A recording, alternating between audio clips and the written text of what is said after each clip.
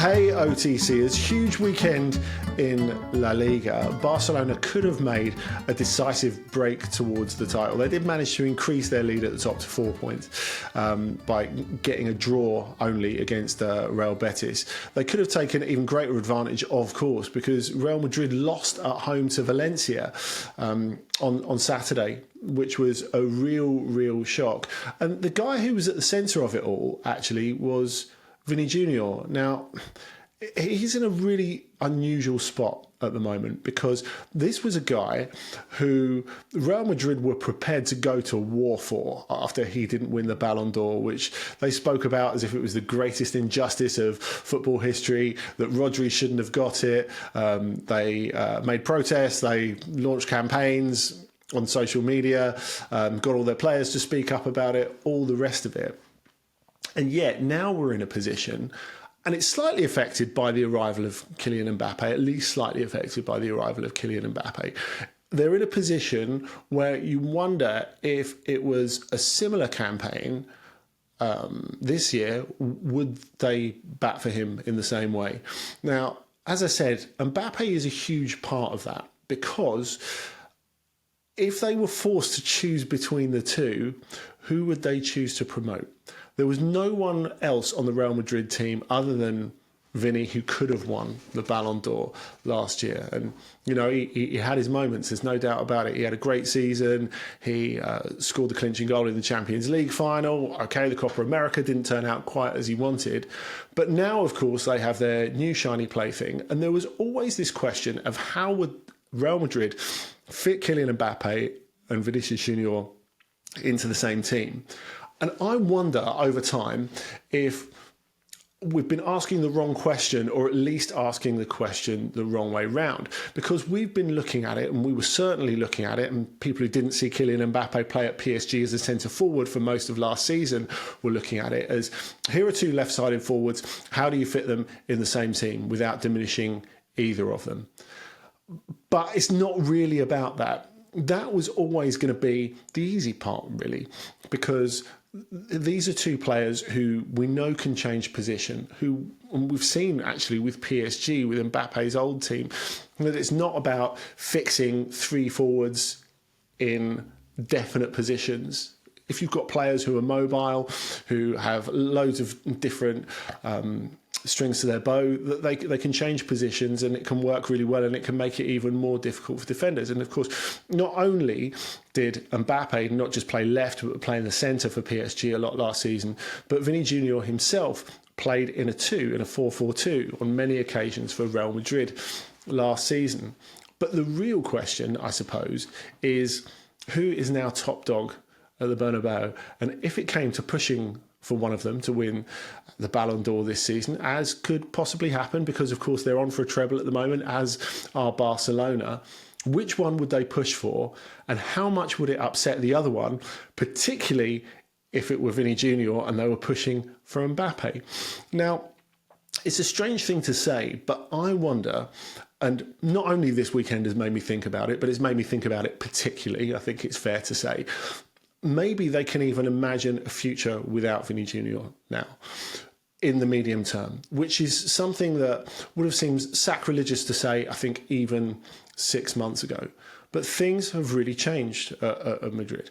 Not just the fact that Mbappe has come in, become central to what they do, attack the task after a very difficult opening with a lot of humility, and the numbers have started to rack up, and he's been more and more important to them. But I think if you look at the click on the pitch for a start, I think the connection between Mbappe and Jude Bellingham, which has improved over the season, has proved to be more and more important for Real Madrid, and perhaps more important than the click between Mbappe and Vinny. And I guess the other thing is they've got to make a decision on where they're going to go from here in terms of building out this team in the medium term, and how important Vinny is to that. Now, of course, he's had a difficult couple of weeks. Real Madrid have had a difficult week. You know, they conceded 6 goals in 2 home games, scraped through after extra time in the second leg of the Copa del Rey against Real Sociedad, and then suffered this incredibly damaging defeat against Valencia.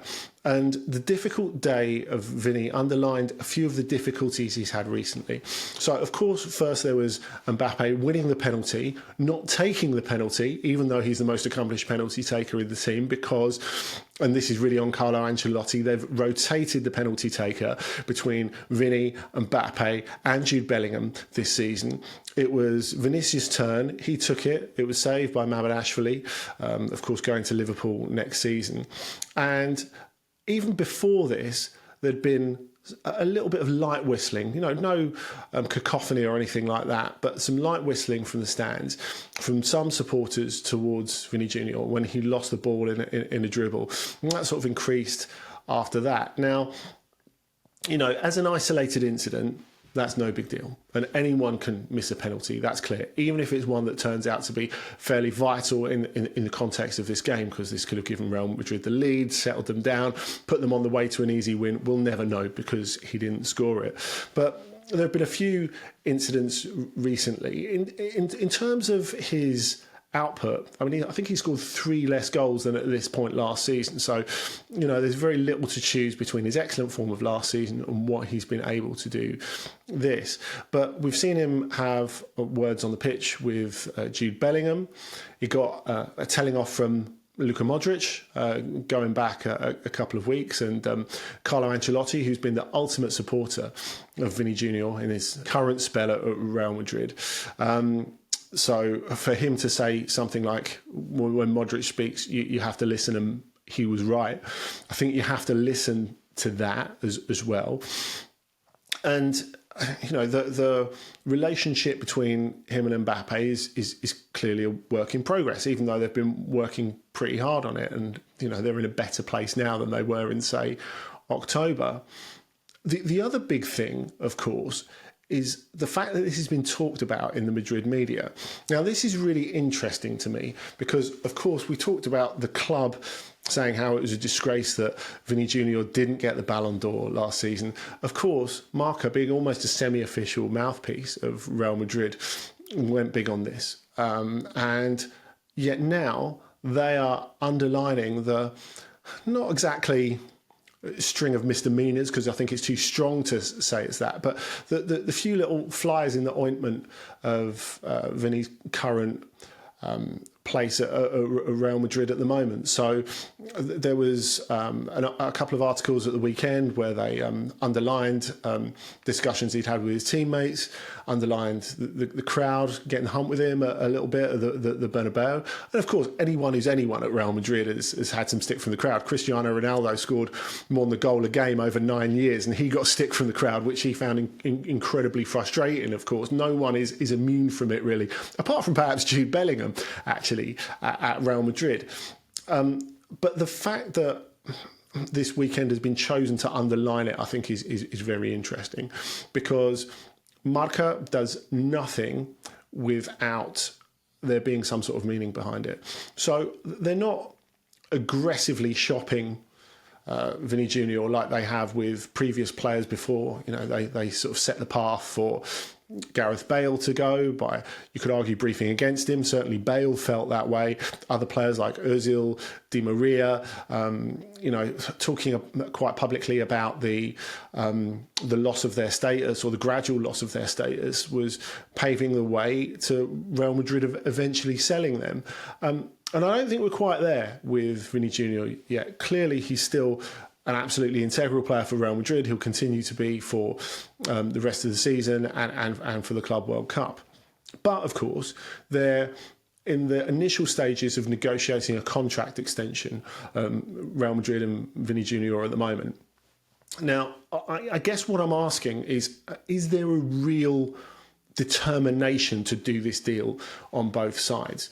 Now, from the Real Madrid side, they've been quite frugal in recent years. Of course, Mbappe himself took a big pay cut from his astronomical wages at PSG to join up. They will always be able to get elite players to pay for them for a little bit less than they're getting at a Manchester City or a PSG, simply because it's Real Madrid and simply because players want to make their childhood dreams come true and play there and have the ability to win trophies along the way, and presumably make up the rest of the money through endorsement deals that you're going to get if you play for a Real Madrid. So clearly he could make more money elsewhere, Vinnie Jr. I don't think there's any doubt about that. It will still require an enormous financial commitment from Real Madrid to tie him up for the long term. Now, we always thought that Rodrigo would be the odd man out when Mbappe arrived in that front three. But he has underlined how incredibly useful he is this year, how hardworking he is, how intelligent he is, how skilled he is, how versatile he is. That Real Madrid front part of the team looks brilliant with Rodrigo on it. But I don't think they're going to be selling him anywhere, despite the noises he was making about he might be unhappy with less game time if that was going to happen down the line. Around about the time of the Champions League final last year, in fact, which is why Real Madrid at the time were pretty unhappy with Rodrigo for bringing that up, particularly with Brazilian broadcasters. So they've got to decide whether they want to do that. And on the Vinnie Jr. side of it, well, let's not forget everything that he's gone through in Spain since he's been a teenager. Now, I think the most admirable thing about him is not just his excellence on the field, it's that he's had to put up with so many instances of racism that really would have stopped other people playing. You know, he has been able to deal with that, puffing his chest out. We've shown great dignity, actually, and great intelligence in dealing with that, dealing with something that no one should have to deal with, obviously, and certainly not someone who's still a young man should have to deal with. And there must have been moments, though, despite the fact that he's had this stiff upper lip, where he's thought, oh, do I really have to put up with this? There's got to be an easier way to make a living. So, for example, if there was a big offer from the Saudi Pro League or from a Saudi Pro League club, I think it would be normal for Vinnie Jr. and Real Madrid to have a little think about this. On his side, think, well, okay, I can get the ultimate amount of respect there, go over there, earn money beyond my wildest dreams, and come back to Europe later on if I want to, because I'm going to have time to do that. And if you're Real Madrid, think, okay, well, we can continue rebuilding out our team with an enormous amount of money, which we're going to receive, a fee that we wouldn't receive elsewhere, and at the same time, we can just build our team around Mbappe, Bellingham, and the other guys who are going to be keys, of course, for Valverde, Camavinga, Tchouaméni, etc., going down the line. So, ahead of Real Madrid playing at Arsenal tomorrow night, and I'm sure Vinny will be a key player across these two legs against Arsenal, it really is something to think about. More for the medium term, I think, than for the rest of this season. Thanks for joining us, as always. We're here every Monday with a weekend reaction video on YouTube, on the OTC channel. Of course, make sure you're subscribed to the podcast. Out every Thursday, me, Dotun Adebayo, and guests. And another podcast on Friday, Ask OTC, where we answer your questions. That's right, your questions below the line here if you want to leave them, or on socials. Thanks a lot. We'll speak to you soon.